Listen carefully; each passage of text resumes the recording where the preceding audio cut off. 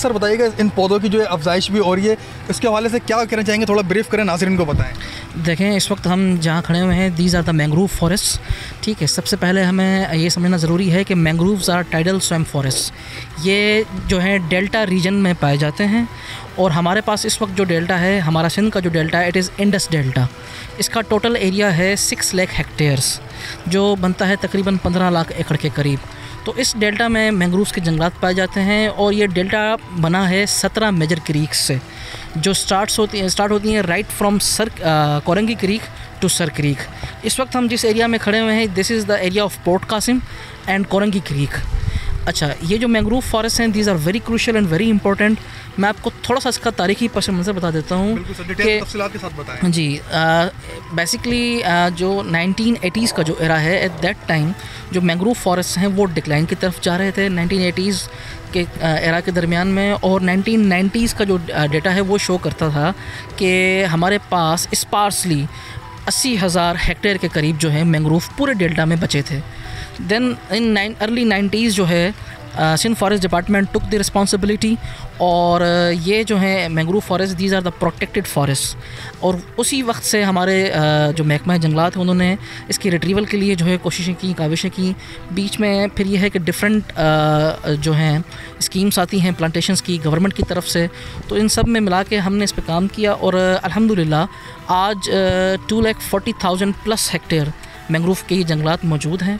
And अल्हम्दुलिल्लाह Sindh forest department के लिए ये प्राइड का मैटर है कि हमने 300% मैंग्रोव कवर को बढ़ाया है।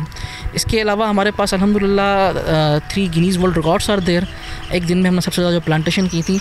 ये सारी चीज़ों को बताने का मकसद ये है कि ये एक कंटिन्यू एफर्ट है लास्ट 20-25 ईयर्स की। अच्छा, अब हम जहाँ खड़े हुए हैं मैंग्रोव्स, यहाँ पर हमारे पास मैंग्रोव के जो दरख्त हैं इनमें 4 मेजर स्पीशीज़ पाई जाती हैं। एविसीनिया मेरिना, राइजोफोरा मैक्रोनेटा, सीरियोप्स टेगाल एंड एजिसीरस कार्निकुलेटम। इनमें जो सबसे ज़्यादा पाई जाती है वो है एविसीनिया मेरिना, जिसे लोकली कहा जाता है तिमर। और इसी वजह से मैंग्रोव के दरख्तों का जो लोकल नेम है वो है तिमर के जंगलात। अच्छा, तिमर के जंगलात हैं, इनके देखें ecological benefits are there, economic benefits are there और कम्युनिटी बेनिफिट्स आर देयर। सबसे पहले तो इकोलॉजिकल बेनिफिट्स जो हैं, जैसे आपने बताया कि ऑक्सीजन प्रोवाइड करते हैं, कार्बन डाइऑक्साइड को जो है एब्जॉर्ब करते हैं। अच्छा, उसके अलावा दूसरी इंपॉर्टेंट चीज़ ये है कि देखें मैंग्रोव्स ये जब साहिली पट्टी पे पाए जाते हैं तो इनका जो रूट सिस्टम है वो सॉइल इरोजन से बचाता है।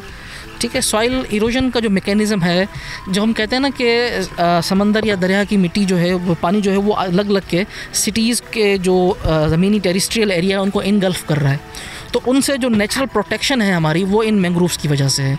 ठीक है, एक बेनिफिट ये हो गया। दूसरा बेनिफिट बताया ऑक्सीजन का है और उसके साथ जो है अब जब ये सारे इकोलॉजिकल बेनिफिट्स आते हैं तो यहाँ पर आपको बता दूँ कि लोकल कम्युनिटी रहती हैं इन एरियाज़ में।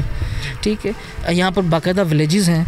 तो अब जो वो लोग हैं विलेजेस हैं, एक तो उनकी प्रोटेक्शन है, सुनामी के अगेंस्ट प्रोटेक्शन है, नेचुरल प्रोटेक्शन है सुनामी के अगेंस्ट, स्टॉर्म्स जो हैं उनके अगेंस्ट प्रोटेक्शंस हैं।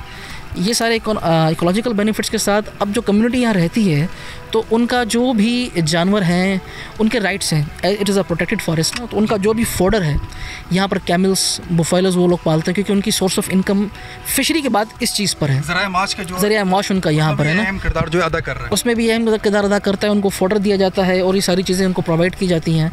अच्छा, तीसरी सबसे इंपॉर्टेंट थिंग देखें, मैंग्रोव का जो ये रूट सिस्टम है, ये these are the breeding grounds. ठीक है ना, स्पेशली फ़िशेस और क्रस्टेशियंस, यानी आप और हम जो सी फूड खाते हैं उनकी जो लाइफ साइकिल है वो तब कंप्लीट होती है जब ये फ़िशेस या क्रस्टेशियंस जो हैं इन मैंग्रोव्स की रूट्स पे आके एग लाइंग करते हैं। ठीक है, तो इस मैंग्रोव कवर से देखें अब जब फ़िश बढ़ती है, क्रस्टेशियंस बढ़ते हैं, क्रैब्स बढ़ते हैं, तो वो भी डायरेक्ट इम्पैक्ट एक तो पाकिस्तान की इकॉनमी को पड़ रहा है, दूसरा जो लोकल कम्युनिटी है उसकी रिलायंस इस पर है, उनको इनसे बेनिफिट पड़ता है। तो इकोलॉजिकल भी हो गया, इकोनॉमिक भी हो गया। ठीक है, और उसके बाद देखें जब हम यहाँ प्लांटेशन कर रहे होते हैं मैंग्रोव में, तो देखें इस प्लांटेशन के लिए हम लोकल लोग जो हैं उनको हायर करते हैं। लोकल लोग हायर होते हैं, उनके जो है लोकल वुडन जो बोट्स होती हैं वो हायर होती हैं, सीड कलेक्शन के लिए लोकल कम्युनिटी जाती है, फिर उन्हीं लोगों से हम नर्सरीज़ रेज कराते हैं, उन्हीं लोगों से हम प्लांटेशंस कराते हैं। और स्पेसिफ़िकली मैं आपको बताऊँ, इसमें हमारे साथ हंड्रेड्स नहीं thousands of people are involved, और वो सारे के सारे लोकल कम्युनिटी होती है। ठीक है, तो इस तरीके से उनका एक रेवेन्यू भी जनरेट हो रहा होता है, और रेवेन्यू के साथ साथ एक गुडविल भी जनरेट हो रही होती है। प्लांटेशन का भी आपने जिक्र करा, और ये जो अभी हम देख रहे हैं कि न्यूली दरख्त यहाँ पर जो है वो निकलेंगे, इसका सर क्या प्रोसेस है, क्या प्रोसेशन है, वो ज़रा बताइए। देखें, बेसिकली सिंध फॉरेस्ट डिपार्टमेंट जहाँ जो काम कर रहा है वो टू लेयर्स में काम कर रहा है। एक प्रोटेक्शन है, ठीक है, जो नेचुरल दरख्त हैं उनकी प्रोटेक्शन हम कर रहे हैं। प्रोटेक्शन क्योंकि देखें यहाँ पर प्रेशर तो है ना, कम है, लेकिन वो कैमल ग्रेजिंग से प्रोटेक्शन है, और वुड जो हार्वेस्टिंग है उससे प्रोटेक्शंस हैं। तो एक प्रोटेक्शन का काम है, दूसरा प्लांटेशन का काम है। As far as your question is concern, देख रहे हैं आप, इसका जो सारा मैजिक है it's in its root system, in its soil system. ठीक है, एविसिनिया मेरिना में फॉल्स रूट सिस्टम है जिसे कहा जाता है निमोटोफोर्स।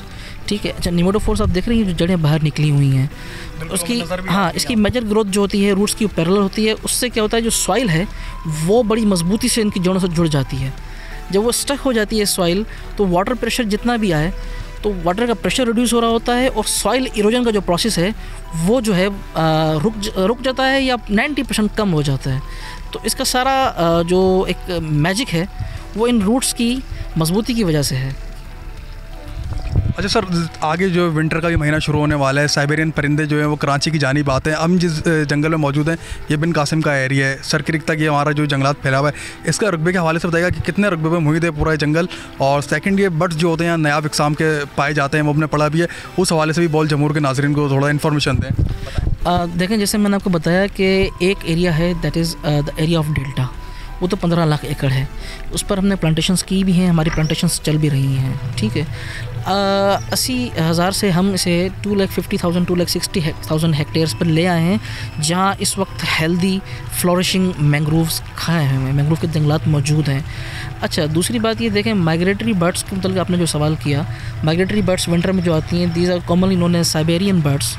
तो उनका जो पाथ है, ठीक, उस पाथ में उन्हें चाहिए कोई ऐसी जगह जहाँ वो सेफ़ हों, ठीक है, और जहाँ वो अपना ये सीज़न जो है टाइम स्पेंड कर सकें, जहाँ उनकी ज़्यादा हंटिंग ना हो, जहाँ उन्हें ज़्यादा शोर शराबा ना मिले, खामोशी मिले।